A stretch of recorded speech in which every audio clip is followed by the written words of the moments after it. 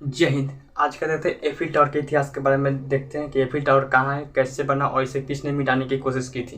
तो Eiffel tower जो है फ्रांस के राजधानी पेरिस में है। एफिल टावर जो है वो फ्रांस के राजधानी पेरिस में है। इसे बनाने के इसे जो है इसकी ऊंचाई जो है 130 मीटर ऊंचा है। इसे बनाने में 70 लाख किलो लोहे का इस्तेमाल किया गया था। इसे बनाने के लिए 70 लाख किलो का इस्तेमाल किया गया है।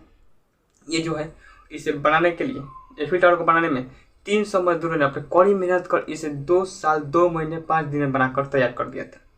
तो ये क्या था एफिल। अब देखते हैं एफिल टावर का बना कैसे था, निर्माण कैसे हुआ। तो ये बात है 1886 की।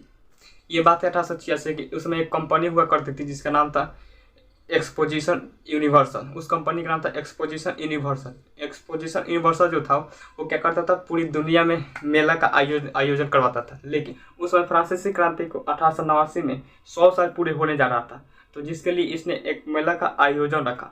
तो उस कंपनी ने मेला का आयोजन करवाया। तो वो मेला का आयोजन कहाँ करेगा, पेरिस में, फ्रांस के राजधानी पेरिस। तो वहाँ उस मेले में जो था, एक मेले के लिए एंट्री के लिए एक भव्य गेट बनाने के लिए योजना रखा गया। तो उस गेट को बनाने के लिए कई सारे इंजीनियरों को मतलब कंपटीशन को रखा गया कि कौन कौन मतलब इसमें कौन अच्छा बना सकता है। तो उसके लिए कंपटीशन रखा गया। तो उस कंपटीशन में लगभग 100 से ज़्यादा लोगों ने भाग लिया। 100 से ज़्यादा लोगों ने भाग लिया। लेकिन सारे लोगों ने अपने अपने क्या कर दिया, अपने अपने मतलब डिजाइन पेश किया।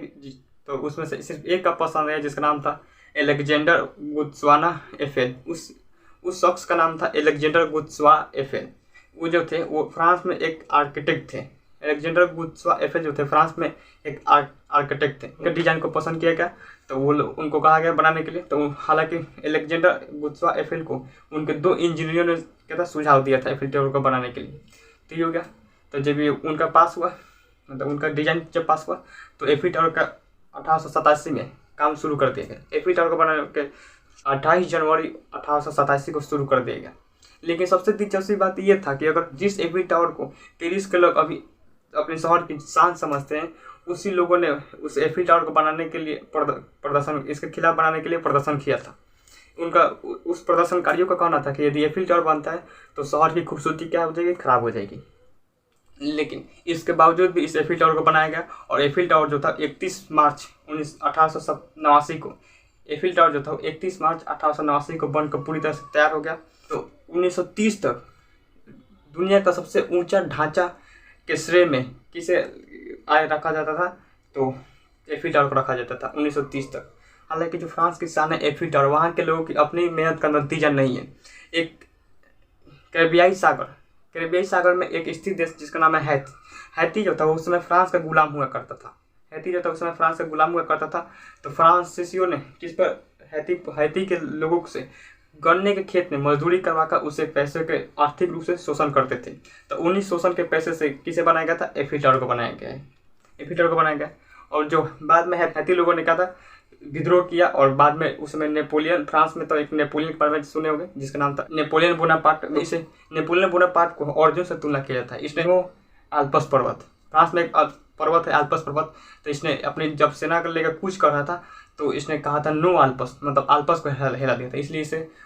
इसलिए क्या किसे तुलना किया, अर्जुन से तुलना किया जाता है। तो बाद में नेपोलियन के हैती लोगों ने विद्रोह कर नेपोलियन की सेना को क्या कर दिया, हरा दिया। लेकिन फिर भी तो उसका दबदबा था ही, फ्रांसीसियों का दबदबा था हैती पर। तो उसने क्या कर दिया, फ्रांसीसियों ने हैती पर दबाव बनाया। उसे 1.5 लाख करोड़ रुपए देने के लिए, आज़ादी के बदले देने के लिए 1.5 लाख करोड़ रुपए की मांग की। तो हैती जो था लंबे समय तक इस पैसे को चुकाता रहा और पूरी तरह से कंगाल हो गया। किसने किया था और कैसे किया था, तो ये बात है 14 जून 1940 ईस्वी में, जब द्वितीय विश्व युद्ध के समय जर्मनी जो था वो फ्रांस के राजधानी पेरिस पर कब्जा कर लिया था। उस समय जर्मनी का कौन था, जर्मनी में किसका शासन चल रहा था, हिटलर का। 14 जून 1940 ईस्वी को इसने फ्रांस की राजधानी पेरिस पर कब्जा कर लिया।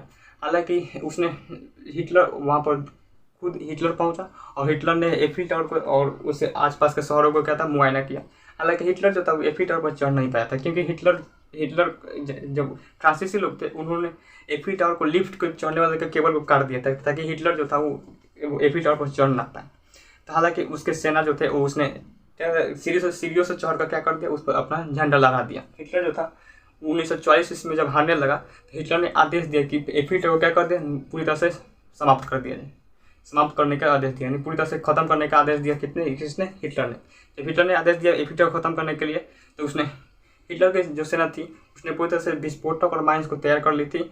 और लेकिन तब तक ये एफी टावर को उड़ा पाते, मतलब एफी टावर को खत्म कर पाते, तब तक इधर मित्र राष्ट्र की सेना पहुंच चुकी थी। मित्र राष्ट्र की सेना क्या कर चुकी थी? पहुंच चुकी थी फ्रांस में। तो जिस वजह से हिटलर जो था वो कामयाब नहीं रह पाया था। तो बाद में हिटलर ने जो था इवा ब्राउन के साथ अपनी ज्वाइंट सुसाइड कर लिया था, आपको सुने होंगे। तो इस हिटलर में कामयाब नहीं हो पाया, तो ये क्या हो गया? बच गया। लेकिन 19 के दशक में एक ठग ने एफी टावर को 2 बार बेचने की कोशिश की थी। 19 के दशक में एक ठग जो था वो एफी टावर को 2 बार बेचने की कोशिश की थी। तो ये था क्या था? एफी टावर के इतिहास के बारे में था। एफी टावर का क्या था? इतिहास के बारे में था।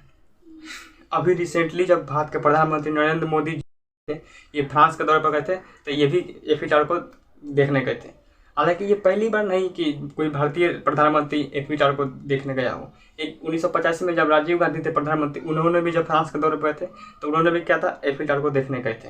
लेकिन जब एफी टावर को देखने गए थे तो उन्होंने वहाँ से क्या था? भारत का राष्ट्रीय ध्वज तिरंगा को क्या था? लहराया था। उस समय जो फ्रांस के प्रधानमंत्री थे फ्रांकोस मिटरैंड, कौन थे? फ्रांकोस मिटरैंड उस समय फ्रांस के प्रधानमंत्री हुआ करते थे। तो राजीव गांधी ने उन्हें गिफ्ट के तौर पर उन्हें हाथी का बच्चा सौंपा, यानी एक गिफ्ट के तौर पर हाथी का बच्चा दिया। किसने? जो वो भारत से लेकर गए थे। कौन? राजीव गांधी। इसी तरह और भी हिस्टोरिकल पैलेस के बारे में हिस्ट्री जानने के लिए हमारे चैनल को सब्सक्राइब जरूर करें और बेल आइकन को दबा दें।